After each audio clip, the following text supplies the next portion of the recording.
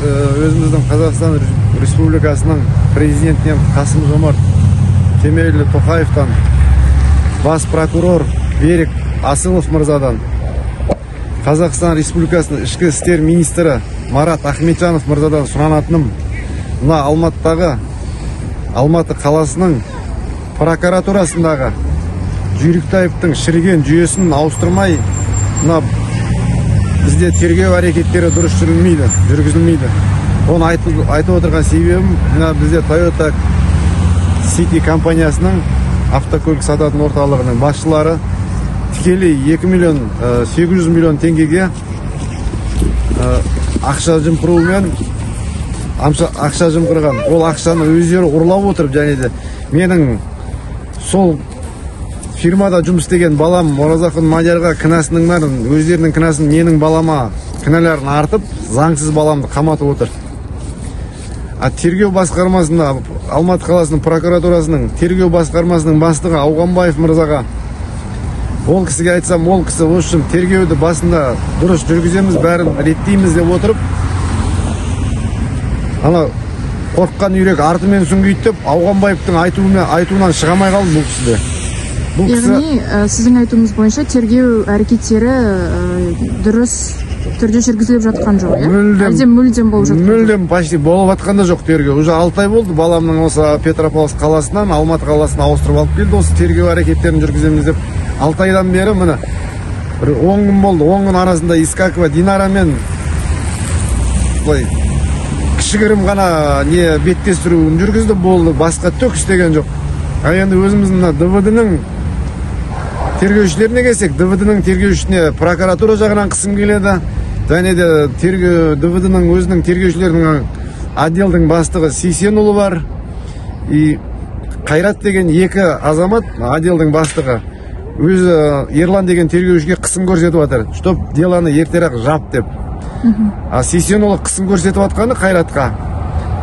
Қайрат Сейсенұлы отпускада жүргенде байқаусызда келіп тұрған арызда істің бәрін көре тұрып, Қайрат істі қозғайды да, сол қозғалған істі тергеушіге береді. Ерлан деген тергеуші оны алып, амалдың жоғынан сылғырт қарап, тергеуді жабудың әрекетін істеп жатыр бұл жерде. Ал сіздер жауап сұрап барған кезде олар қандай да бір сұрақтарыңызға жауап берді ма? Не себепті тергеу жүргізілмей жатыр деген секілді? Онда ол сұрақтарды қойдым мен оған, не үшін тергеуді сен сылғырт жүргізіп жатыр десем, оның бәрін прокуратураға менің басшылығым айтыңыз, солардың құзыретінде, мен бұл жерде төмен жақта жүрген орындаушымын дейді, исполняющиймін дейді. Маған не айтады, соны жасаймын дейді. Енді тергеушіге айттым, өткенде Искакованың үстінен арыз жазып келген бір 10 шақты адам, потерпевшілер арыз жазған, сол арызды қабылдаудың орнына қабылдап отырып, потерпевшіді үркітіп, қорқытып, сен бұл ақшаны қайдан алдың, қандай мақсатпен машина сатып алуға бардың деп, тергеуші потерпевшіге сондай сұрақ қойып жатыр. Оны Динара Искаковамен беттестірудің орнына. Бұл жерде мен ойлап тұрғаным, уже ауыр жаласу әрекеттері бар дегеніңіз келеді. Сол ауыз жаласу әрекеттері болып жатыр бұлармен. Потому что бұл 6 айдан бері мүмкін емес тергеуді бұлай созуы. Енді өткенде бір рет тағы да президент мырзаға өтінішпен шықтым, бас прокурорға да, ішкі істер басқармасына да шықтым. Алматы қаласында Жүйріктаевтың ескі жүйесін ауыстырмай, Ауғанбаевыңыз да сол. Бұл жерден лежбі Ауғанбаев өзінен адамды ертерек, өзінің алдына келген адамдарды алдап шығарып салу бұныкі іс әрекеттері. Деланы бұлар қозғады, деланы жабудың мақсатын таппай жүр бұлар. Бұлай айналып келсем әзір, похищениямен, баламды адам ұрлығымен, Ауғанбаев Жүйріктаев тұрады да, отписать етіп срок давность деп. Ол жарайды, срок давность деп маған сылать етіп тұрған жөр, әкесі не берді деп. Ем балам әзір 24 жаста бала, арыз жазып, сол арызын қанағаттандырмай, арызын қаралмай олар, қарамай. Арызды вообще қозғатпай жатыр. Істі қозғалмай жатыр. Соның арасында Аманбек, әзіргі қаланың, Алматы қаласының административный полицияның бастығы, бұрынғы автоцонның бастығы, әзірдің өзінде менің представительдеріме жан-жақтан дегдалдарды салып, кысым көрсөтүү аракеттерине уже чыгып атыр да. Оны Касым-Жомарт Кемелұлы Қазақстан Республикасының президентіне тағы да кайрылып айтам. Уже менде самосуд жасаудан басқа түк әрекет қалмады. Бұлар үстіп халықты ашындыра берсе, сонда қарапайым халықты осылай ары бері сандалта берсе, біреуінің жағдайы бар, біреуінің жағдайы жоқ мен сияқты мысалға. Ол қашанғы ол прокуратураның алдына келіп шағымдана беріп, прокуратура тек қана өтірік отписать етумен ғана адамды өтірік айтып шығарып салады бұлар. Оның үстіне өткенде бізге Ауғанбаев, мына алдыңғы түсірілімімізде Ауғанбаев бұның бәрін көрді. Ертесіне біздің менің баламның представительдерін шақырып, сіздер неге ондай түсірім әрекеттерін жасап жүрсіңдер деп солай әңгіме айтқан. Бірақ өзі шыққан жоқ, өзінің көмекшісін шығарған. Өзі шықпай қойды, өзі шақырып алып, өзінің көмекшісін шығарып отыр. Ол деген, значит, мен ойлаймын, Ауғанбаев та берді сыбайластыққа, Жүйріктаев та берді бір сыбайластыққа бір үлесін қосып отыр деп ойлаймын бұлар. Неге бәрі қатысуы бар деген күдіктеріңіз бар, иә? Күдіктерім бар. Неге тергеушіде, антикордың тергеушіде баяғыдағы бәрі айтады, тек қана прокурор дейді. Мына следственный прокуратурада бәрі біз шешпейміз, бәрі жоғары жақ шешеді. Мен Құдайға шүкір таныста бар, жолдаста тамырда бар. Жан-жақтан бекер жүрмей информация жинап жүрмін менде, кім қалай действовать етіп жатыр, кім қалай әрекет жасап жатыр, тергеу әрекеттері қалай болады, тергеу әрекеттері мүлдем болып жатқан жоқ. Тергеуші даже баламның өзіне баламды қорғайтын өкілдері қатыспай, өкілдері келмей жатып, баламды өзінің кабинетіне шығарып, 5-ші этажға, астынан 5-ші этажға шығарып, ИВС-тен шығарып. Балама қарай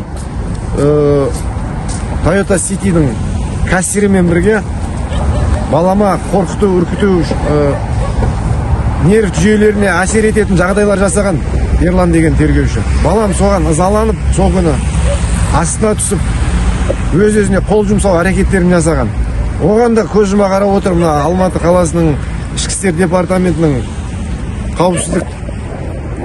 қауіпсіздік құрамының басшысы. Оған да көз жұма қарап отыр.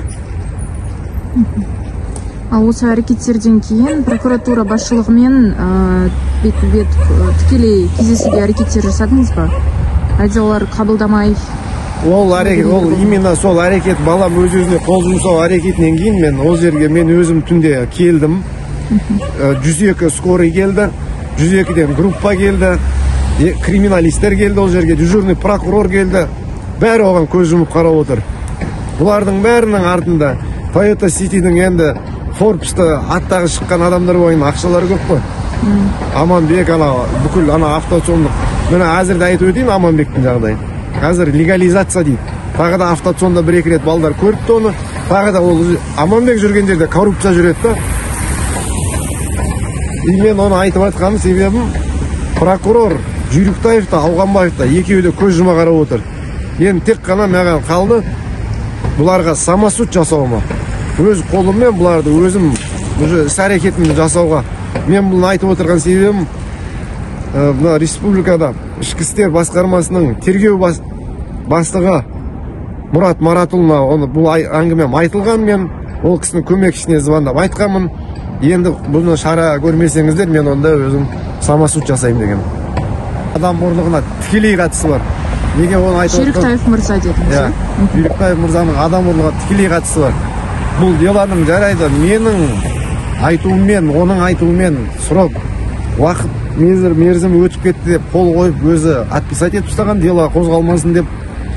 Кешегі де мен естіп отырсам, баламның жазып отқан арыздарын елемей отыр да бұлар. Балам жазып отқан арыздарын елемей отыр. Бір жақты ғана тергеу жүргізіп отыр. Мен оны айтып отырған себебім, мына Жеңіс Үшкемпіров Жүйріктаевтың әке-шешесімен бір ауылда көрші тұрады. Жеңіс Үшкемпіровтың ағасы Елдос Үшкемпіров бұл адам ұрлығы басталған кезде тікелей менің үйіме де келіп, есігімнің алдына да келіп, Ауызки ровдының алдында да, бүкіл жерде менің алдында түнімен үйімді қарауылмен бұлар күн өткізген. Әзір Алматы облысының Алматы облысының депутат маслихаты кылып коюпту буну. Булар депутат кылып отурганын мен өзүм түшүнбөйм. Булар халыкка кызмет эмес, халыкка кыянат жасайтын адамдар да. Булар тек гана кыянат жасоо менен өтөт. Булар кезинде акесинин аброю менен, акесинин атагы менен жүргөн балдар. Азыр енді ол акесіне мен тийістіріп айтып отқан жоқпын. Акесі марқұм болып кеткен Жеңіс аға. Мен бұл істі мен тек қана баласынан, баламды не үшін ұрлады анасы, баламды ұрлаған сақалдылары тауып берсін, Қырғызстанға апарып почкасын бүйрегін сатамыз деген сол сөздеріне жауап берсін деп балам заланып отыр. Мен енді тек қана президент мырзадан, Қазақстан Республикасының президентінен, прокурор Берік Асымов мырзадан сұранатыным, маған или рұқсат беріңіздер самосуд жасауға, или мынаны бір жағына шығарыңыздар. Жүйріктаевтың ескі жүйесін Алматы қаласынан осы алып тастау керек.